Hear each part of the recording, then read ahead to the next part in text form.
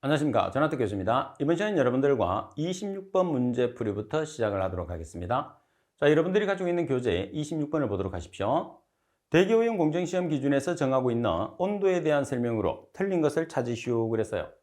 자, 먼저 가번에 보시면 냉수. 자, 여러분들 냉수와 창고선 공통적인 숫자를 가지고 있다는 것을 꼭 기억을 해야 돼요. 냉수와 창고선 얼마의 공통적인 숫자를 가지고 있죠? 15도씨입니다. 자, 따라서 냉수라는 것은 15도씨 이하. 자, 그리고 창고시라는 것은 0에서 15도씨. 그리고 우리가 온수라고 하면 60에서 70도씨를 온수라고 하는 거죠. 그리고 실온이라고 하면 1에서 35도씨. 그리고 상온이라고 하면 15에서 25도씨를 이야기하는 거죠. 따라서 정답은 답번이 정답. 자, 그리고 27번 문제를 보도록 하겠습니다. 자, 27번 문제를 보시게 되면 굴뚝 배출 가스 중에 이산화황의 측정 방법 중에서 연속 자동 측정 방법으로 틀린 것을 찾으시오 그랬어요. 자, 이산화황이라는 것은 SO2예요. SO2인데 연속 자동 측정법에서는 용액 전도율법이 있죠. 그리고 적외선 흡수법, 자외선 흡수법, 정전위 전해법, 불꽃 광도법이 있어요. 자, 그럼 여기서 해당하지 않는 것은 뭐죠? 적외선 흡수법은 있지만 적외선 형광법은 없죠. 따라서 나번이 정답.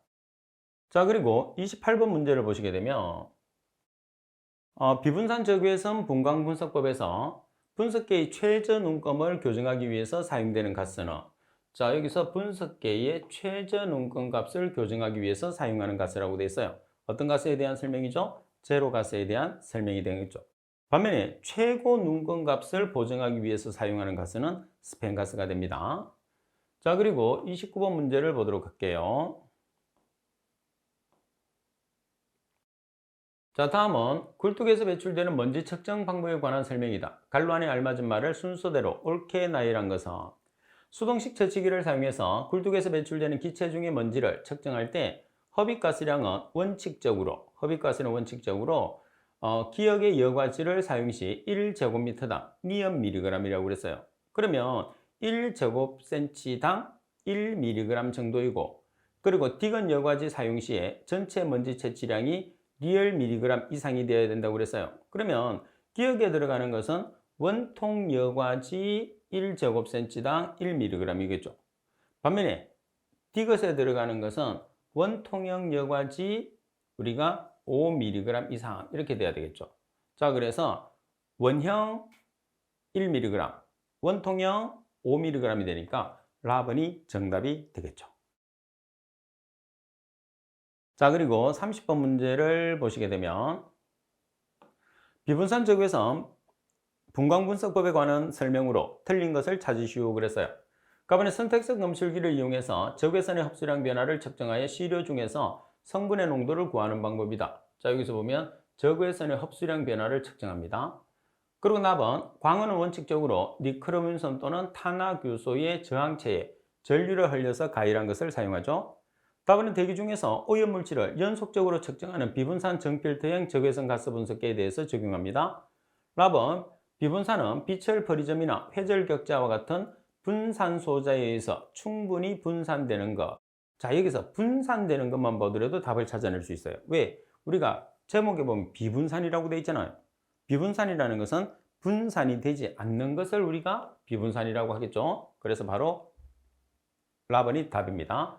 자, 설명해 보면 비철 프리즘이나 회절격자와 같은 분산소자에 의해서 분산하지 않는 것을 우리가 뭐라고 그래요? 비분산이라고 합니다. 그래서 용어 자체의 의미만 잘 기억을 해도 실제 내용을 모른다 하더라도 답을 찾을 수가 있습니다. 그리고 31번 대교용 공정시험 기준상 용기에 관한 용어 정의로서 틀린 것을 찾으시오 그래요. 자, 용기를 하면 시험 용액 또는 시험에 관계된 물질을 보존, 운반 또는 조작하기 위해서 넣어두는 것으로 시험에 지장을 주지 않도록 깨끗한 것을 뜻합니다. 자, 그리고 밀폐 용기라는 것은 이 물질이죠. 그리고 기밀 용기라면 기밀 용기의 기는 공기의 기가 되는 거죠. 그래서 공기를 차단하는 거. 그 다음에 밀봉 용기의 미라는 것은 미생물의 미를 의미하죠. 따라서 설명이 잘못된 것은 답은이죠. 여기서 보면 광선이 있어요. 광선을 차단하는 것은 뭐죠? 차광 용기가 되는 거죠. 그래서 답은이 정답. 자, 그리고 여러분들 이제 팁에 보시게 되면 밀폐 용기는 이물질, 기밀 용기의 기, 공기의 기, 밀봉 용기의 미, 미생물의 미를 매치를 시켜서 반드시 기억을 해 두셔야 됩니다. 자, 그리고 여러분들 32번 문제를 보시게 되면 굴뚝에서 배출되는 염소가스를 분석하는 오르토톨리딘법에서 분석용 시료의 흑광도 측정 파장은, 자, 오르토톨리딘법을 이용해서 우리가 분석을 하죠. 어떤 물질을? 염소가스를. 그러면 그때 흑광도의 측정 파장은 얼마가 되나요? 435나노미터가 되니까 답은이 정답이 됩니다. 자, 그리고 33번 문제를 보시면 배출가스 중에 납 포함물을 분석하는 방법으로 알맞게 연결된 것은, 자, 납이라는 것은 중금속 물질입니다. 그죠? 자, 납 포함물을 분석하는 방법은 크게 두 가지가 있어요. 자, 어떤 게 있죠? 중금속을 측정하는 가장 대표적인 주시험 방법이 원자 흡수 분광광도법이 있어요. 자, 그리고 유도 결합 플라즈마 분광법이 있겠죠. 따라서 원자 흡수 분광광도법과 유도 결합 플라즈마 분광법이니까 답은이 정답이 되겠죠. 자, 그리고 34번 문제를 보도록 하겠습니다. 34번. 다음은 환경 대기 시료 채취 방법에 관한 설명이다. 가장 적합한 것을 찾으시오 그랬어요. 자, 이 방법은 측정 대상 기체와 선택적으로 흡수 또는 반응하는 용매에 시료가스를 일정 유량으로 통과시켜서 채취하는 방법으로 채취관, 여과제, 채취부, 흡입 펌프, 유량계 순서로 구성되어 있다고 그랬어요. 그러면 용매를 이용해서 사용을 한다고 되어 있단 말이에요. 그리고 선택적으로 흡수를 시킨다고 되어 있어요. 선택적으로 흡수시킨다는 것은 용매에 가스를 녹인다는 거거든요. 그럼 흡수액을 이용한다는 소리예요. 따라서 흡수액이 용매니까 용매를 이용하는 것은 당연히 용매 채취법이 되는 거죠. 자, 그래서 라번이 정답이 되는 겁니다. 그리고 35번 문제를 보시게 되면, 자, 35번. 아황산가스 25.6g을 포함하는 2리터 용액의 몰 농도는 얼마인가 이렇게 나와 있어요. 자, 우리가 몰 농도에 다니는 몰퍼리터죠. 질량 나누기 최저 곱하기 몰 농도는 반드시 1몰은 분자량이라는 것을 꼭 기억을 해야 돼. 그러면 지금 질량이 25.6g, 몇 리터의 녹이죠? 2리터에. 그리고 아황산가스 1몰에 해당하는 분자량이 얼마죠? 64g. 따라서 1몰 나누기 분자량을 해서 곱해주시면 단위가 몰퍼리터라는 값이 나오겠죠. 따라서 계산하시면 0.2몰퍼리터라는 값이 나오게 되죠. 자, 그리고 36번 문제를 보겠습니다. 다음 중에서 배출가스 보정식으로 옳은 것을 찾으시오 그랬어요. 그럼 여기서 배출가스 보정식을 설명을 드리면, 자, 우리가 반드시 기억을 해야 되는 게 뭐냐면 21-OS, 21-OA를 보정을 하는 거거든요. 자, 그러면 이 값을 보정했을 때 유량과 농도 두 가지가 있단 말이에요. 그러면 농도는, 자, 보정 농도에 21-OS, 21-OA를 보정할 수도 있잖아요. 자, Q도 마찬가지 QA에 21-OS, 21-OA라고 나타내면 여기서 농도는 곱하고 유량은 나눠준다는 것을 꼭 기억을 해야 돼요. 이 두 가지는 시험에서 상당히 잘 나오죠. 그래서 이 세트를 21-OS 나누기 21-OA를 곱해줄 것이냐 나눠줄 것이냐가 이 문제의 핵심이 되는 거죠. 자, 지금은 배출가스량을 보정을 하니까 나눠줘요. 나눠주니까 바로 가번이 정답이 나오는 거죠. 그래서 가번이 바로 정답이 됩니다. 자, 그리고 37번 문제를 보시게 되면 환경 대기 중에 먼지 측정 방법으로 틀린 것은, 자, 먼지를 측정하는 방법입니다. 가번에 고용량 공기 시료 채취 기법, 나번에 베타선법, 다번에 자외선 가시선 분광법, 라번에 저용량 공기 시료 채취 기법. 자, 답안에 나와 있는 자외선 가시선 분광법이라는 것은 먼지는 측정할 수가 없어요. 그죠? 따라서 답안이 정답. 자, 그리고 38번 문제를 보겠습니다. 환경 대기 중에 아황산가스 농도를 측정함에 있어서 파라로 자리림법을 사용할 경우에 알려진 주요 방해 물질과 가장 거리가 먼 것을 찾으시오 그랬어요. 자, 일반적으로 파라로 자리림법이라는 것은 어떤 물질을 측정하죠? SO2, 아황산가스를 측정합니다. 자, 이때 방해를 일으키는 물질로는 질소산화물이 있어요. 그리고 오존이 있습니다. 그리고 망간이 있고 철이 있고 크로뮴이 있어요. 따라서 해당하지 않는 것은 뭐가 되는 거죠? 암모니아는 해당하지 않습니다. 따라서 라번이 정답.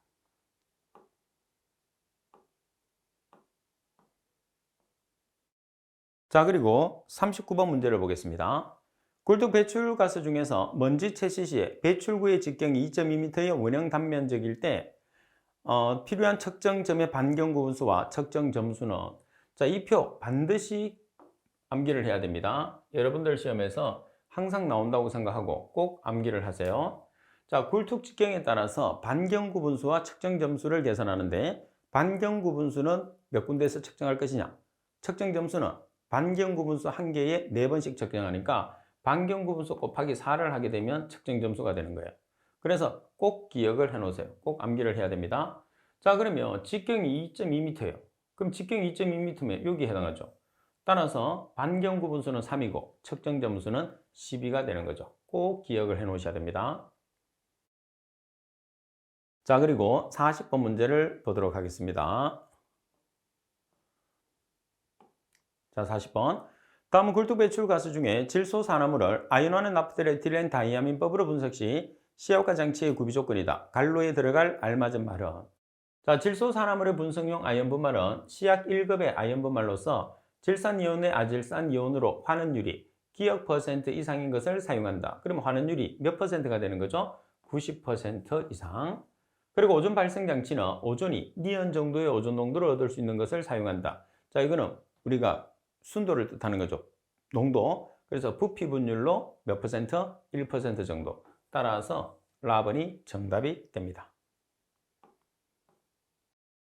자, 그리고 41번 문제를 보시게 되면 흡수탑을 이용해서 배출가스 중의 염화수소를 수산화나트륨 용액으로 제거하려고 한다. 기상총괄이동 단위 높이가 1m인 흡수탑을 이용해서 99%의 흡수 효율을 얻기 위해서 이론적인 흡수탑의 충전 높이를 계산하시오 그랬어요. 그럼 여러분들 충전 높이라는 것은 NOG 곱하기 H로 계산하죠. 자, 여기서 NOG라는 것은 여러분들 효율에 따라서 계산할 수 있어요. ln 1 효율 분의 1. 자, 이렇게 계산을 하니까, 그럼 지금 문제 조건에서 여러분들 HOG라는 값이 1m로 주어졌고, 그리고 효율이 99%로 주어졌어요. 그러면 자, 1m 곱하기 ln 효율이 몇 퍼센트? 99%니까 효율 자리에 0.99를 대입하면 되겠죠. 따라서 계산기를 이용해서 계산하면 4.61m가 나오죠. 이 문제에서 가장 핵심은 충전탑의 높이 H를 계산을 할 때 HOG 곱하기 NOG인데, NOG라는 것은 효율이 주어졌을 때 계산을 할 수 있다는 것을 꼭 기억을 해야 돼요. 어떻게 계산하느냐 하면 ln 1 효율분의 1로 계산할 수가 있는 거죠. 그러니까 지금 41번 형태로 문제가 상당히 자주 출제되는 편입니다. 자, 그리고 42번. 분자식이 CmHn인 탄화수소가 1S의 삼성의 완전연소에 필요한 이론 산소량은 얼마인가 이렇게 나와 있어요. 자, 지금처럼 이렇게 최적으로 계산했을 때는, 자, 최적비는 부피비가 되고 이 부피비는 개수비가 되는 거예요. 자, 개수비. 그래서 완전연소를 시키게 되면 CmHn 플러스 M 플러스 4분의 N의 O2 그리고 MCO2 플러스 2분의 N H2가 되는 거죠. 한번 여러분들과 완전연소를 시켜보면 CmHn 플러스 O2는 CO2 플러스 H2가 되는 거죠. 자, 탄소 뒤에 있는 숫자가 CO2 앞에 갑니다. H 뒤에 있는 숫자가 H2 앞에 와요. 이거 두 개짜리니까 2분의 N이 들어가겠죠. 자, 그러면 우리가 들어가는 게 지금 M이 몇 개? O2가, 지금 산소가 M이 두 개 있어요. 그 다음에 여기는 2분의 N. 그래서 여기는 2분의 N.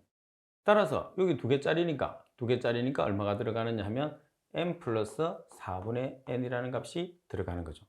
왜 그러냐면 두 개짜리가 들어가니까 이렇게 옮기면, 따라서 개수는 1. 그럼 문제 조건에서 산소의 개수를 계산하시오. 그래서 여기 이론 산소량. 그럼 이론 산소량은 뭐죠? O2 앞에 있는 게 이론 산소량이죠. 따라서 M 플러스 4분의 N이 이론 산소량이 되는 거죠. 그래서 이 내용은 여러분들이 반응식 자체를 우리가 암기를 하고 있어야 돼요. 아니면 만들 수 있든지, 그만큼 시험에서 자주 나오기 때문에 꼭 여러분들이 주의를 해야 되는 문제 중에 하나입니다. 자, 그래서 정답은 M 플러스 4분의 N이니까 값을 여러분들이 계산을 하면 되겠죠. 그죠? 그래서 n 플러스 0.25의 n이 되니까 라번이 정답이 되겠네요. 자, 그리고 43번 문제를 보도록 하겠습니다. 미분탄 연소의 장점으로 틀린 것을 찾으시오 그랬어요. 미분탄이라는 것은 석탄을 아주 잘게 미분한 것을 우리가 미분탄이라고 해요. 연소량의 조절이 용이하겠죠. 입자가 작으니까. 그리고 비산 먼지의 배출량이 많죠. 왜 그러냐면 미분탄이라는 것은 고체이기 때문에 먼지의 배출량이 많습니다. 그리고 부하 변동에 쉽게 응할 수 있고 과잉 공기에 의한 연소질이 적다. 따라서 설명이 잘못된 것은 나번이 정답이 되는 거죠. 자, 그리고 44번 문제를 보겠습니다. 배출가스 중에 질소산화물의 처리 방법인 촉매환원법에 적용하고 있는 일반적인 환원가스와 거리가 먼 것을 찾으시오 그랬어요. 그러면 환원가스라는 것은 전부 다 H를 가지고 있어야 됩니다. 따라서 H2S, 그리고 NH3, CH4, CO2는 관계없죠. 그래서 여러분들이 여기서 환원가스라는 것은 무조건 H를 가지고 있는 물질이다 이렇게 기억을 해서 답을 찾아주는 거죠. 팁에도 그런 설명이 있습니다. 자, 그리고 45번 문제를 볼게요. 자, 45번 문제를 보시게 되면 다음은 무엇에 관한 설명인가? 굵은 입자는 주로 관성 충돌 작용에 의해서 부착되고 미세한 분지는 확산 작용 및 차단 작용에 의해서 부착되고 섬유의 올과 올 사이에 가교를 형성하게 된다. 가번의 브릿지 현상, 나번의 블라인딩 현상, 다번의 블로다운 효과, 라번의 디퓨저 튜브 현상. 정답은 브릿지 현상이에요. 그럼 이 브릿지 현상을 이 내용에서 연관을 시킬 수 있는 용어를 찾아주는 게 좋겠죠. 그래서 브릿지가 뭐죠? 가교죠, 가교. 그래서 가교 형성이라는 말과 브릿지 현상이라는 것을 매치를 시켜서 답을 찾도록 하십시오. 정답은 가번. 자, 그리고 46번 문제를 보시게 되면 합착에 관한 다음 설명 중에서 옳은 것을 찾으시오 그랬어요. 자, 합착이라는 것은 물리적인 합착과 화학적인 합착이 있는데 물리적인 합착과 화학적인 합착은 서로 반대의 성질을 가지게 되죠. 그러니까 물리적인 합착은 가역성이 낮다. 가역성이 높죠. 그 다음 물리적인 합착량은 온도가 상승하면 줄어든다. 그래서 합착량이 온도와 반비례합니다. 자, 그리고 답은 물리적인 합착은 합착 과정의 발열량이 화학적 합착량보다는 어때요? 작죠. 그리고 물리적 합착에서 합착 물질은 임계 온도 이상에서 잘 합착이 된다 하는데 잘 합착이 되지 않습니다. 그래서 물리적인 합착으로 바르게 된 설명은 나번이에요.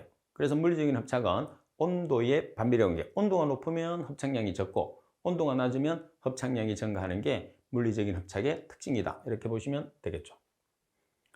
자, 그리고 임계 온도와 임계 압력은 여러분들 궁금할 것 같아서 팁에 달아놨으니까 궁금하신 분들은 한 번씩 읽어보시면 돼요. 자, 그리고 47번에 보면 배기가스 중에 부유하고 있는 먼지의 응집성에 관한 설명으로 틀린 것을 찾으시오 그랬어요.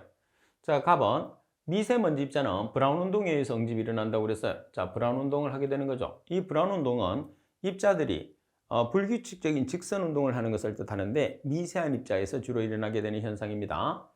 답은 먼지의 입경이 작을수록 확산 운동의 영향을 받고 응집이 됩니다. 그리고 이 먼지 입경 분포의 폭이 작을수록 응집하기가 쉽다. 자, 입경 분포의 폭이 작을수록 응집이 잘 안 되죠. 그래서 우리가 입경 분포의 폭이 크면 클수록 응집이 잘 되게 됩니다. 따라서 틀렸어요. 답은 입자의 크기에 따라서 분리 속도가 다르기 때문에 응집한다. 답은이 정답이 됩니다. 그리고 48번에 보시게 되면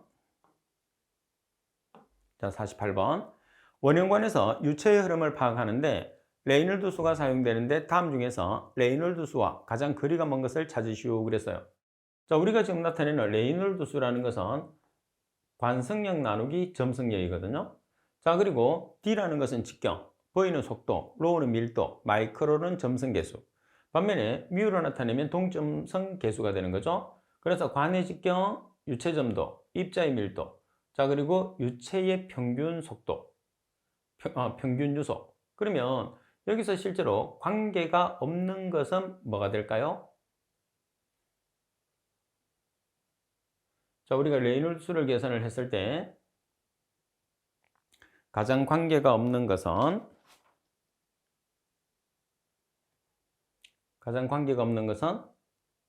자, 여기서 밀도가 들어가는데 여기서는 밀도가 어떤 밀도가 들어가는 거죠? 자, 여기서 밀도는 공기의 밀도입니다. 공기의 밀도.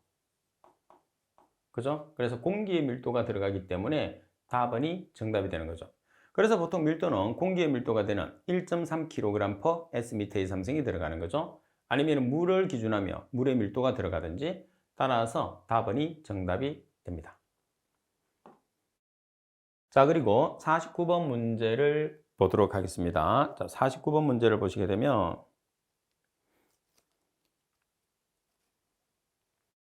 전기 집진 장치에서 방전극과 집진극 사이의 거리가 10cm, 처리가스의 유입 속도가 2m/s, 입자의 분리 속도가 5cm/s일 때 100% 집진 가능한 이론적인 집진극의 길이를 계산하시오 그랬어요.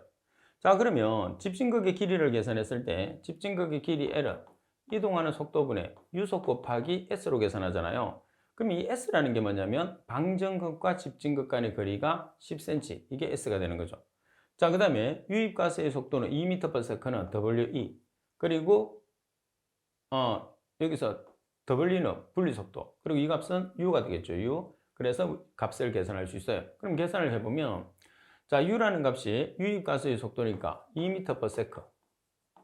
자, 그리고 방전극과 집진극 간의 거리가 10cm니까 0.1m 나누기 이동하는 속도 0.05m/s.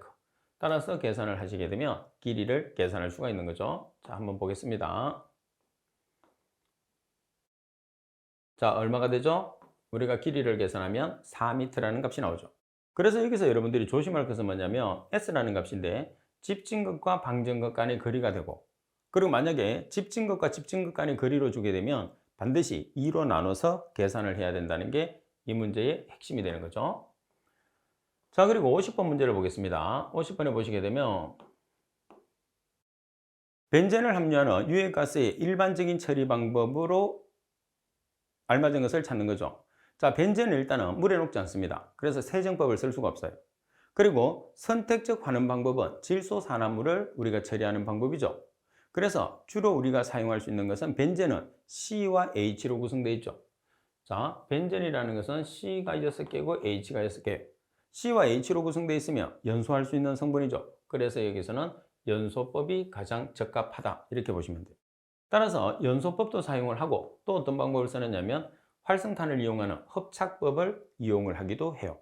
그래서 보기 중에서는 연소법이 나와 있으니까 라번의 촉매연소법이 정답이 되는 거죠. 자, 그리고 51번 문제를 보겠습니다. 자, 연료에 관한 설명 중에서 틀린 것을 찾으시오 그랬어요. 가번에 보면 중류는 인화점을 기준으로 해서 주로 A, B, C 중류로 나눈다고 그랬어요. 그러면 A, B, C 중류로 나누는데 기준이 뭐냐 하면 인화점이 아니고 점도에 따라서 나누는 거죠. 여기서 인화점이라는 것은 뭐냐면 점화원이 있는 상태에서 불이 붙는 최저 온도예요. 반면에 점도라는 것은 끈적끈적한 성질이죠. 그래서 끈적끈적한 성질에 따라서 A, B, C 중류로 나누는데 A, B, C 중류 중에서도 점도가 가장 큰 것은 C 중류죠. 그리고 남은 인화점이 낮을수록 연소는 잘 되나 위험하며 C 중류의 인화점은 보통 70도씨 이상이다. 답은 기체 연료는 연소 시 공급 연료 및 공기량 밸브를 이용해서 간단하게 임의로 조절할 수 있어서 부하 변동이 넓다. 라반의 4도씨 물에 대한 15도씨 중류의 중량비를 비중이라고 하며 중류 비중은 보통 0.92에서 0.97 정도. 그래서 중류 중에서도 비중이 작으면 작을수록 양질의 연료가 되고 그 다음에 비중이 크면 클수록 질이 떨어지는 연료가 되는 거죠. 그래서 액체 연료 중에서는 휘발유가 가장 좋은 연료라고 하잖아요. 비중도 가장 작게 됩니다. 자, 그리고 52번 문제를 보겠습니다. 자, 52번 문제를 보시게 되면 원심력 집신장치에 대한 설명으로 틀린 것을 찾는 문제입니다. 사이클론의 배기 간경이 클수록 관의 직경이 크면 클수록 입자들끼리 충돌이 잘 안 일어나죠. 그래서 집진율은 어때요? 집진율은 떨어지게 됩니다. 그리고 블로다운 효과가 있으면 집진율이 좋아진다. 특히 여러분들이 잘 기억을 해야 되는 것은 뭐냐면 이 블로다운 효과라는 것은 원심력 집진기에서 효율을 증가시키는 방법이라는 것을 꼭 기억을 해야 돼요. 그냥 다른 집진기에서는 블로다운이라는 방식이 있을 수가 없습니다. 그리고 처리 가스량이 많아질수록 내통경이 커져서 미세한 입자의 분리가 잘 안 된다. 그래서 여기서 내통경이라는 게 직경이잖아요. 직경이 커지게 되면 분리가 잘 안 된다고 그랬어요. 그래서 분리가 잘 안 된다는 것은 처리 효율이 떨어진다는 소리겠죠. 우리가 중력 집진기에서는 중력에서 침강된다고 해서 침강 속도라고 그러고, 그 다음에 원심력 집진기에서는 우리가 원심력 집진기에 의해서 분리 속도를 계산하잖아요. 그래서 분리가 된다고 하면 처리 효율이 높은 거예요. 분리가 잘 안 되면 처리 효율이 낮은 거고, 그 다음 입구 가스의 속도가 클수록 압력 손실은 커지나 집진율은 높아지죠. 그 이유가 뭐냐면 입구의 가스 속도가 커야지만이 입자들, 우리가 원심력으로 처리할 수 있는 입자 자체가 원심력의 적용을 받게 되죠. 원심력의 적용을 받는다는 소리는 선해기류에 빨려 들어가서 제거된다는 소리입니다. 그래서 원심력 집진기에서 처리 효율이 높아지기 위해서는 입구 가스의 속도가 빠르면 빠를수록 처리 효율이 좋아지는 거죠. 반면에 압력 손실이 커지는 단점을 가지게 됩니다. 자, 가번이 정답이 되는 거죠. 자, 그리고 53번 문제를 보도록 하겠습니다. 자, 53번에 보시게 되면 세정집진 장치에서 관성 충돌 계수를 크게 하는 조건이라고 그랬어요. 그럼 관성 충돌 계수를 크게 한다는 소리는 뭐냐 하면 처리가 잘 어떻다는 소리예요?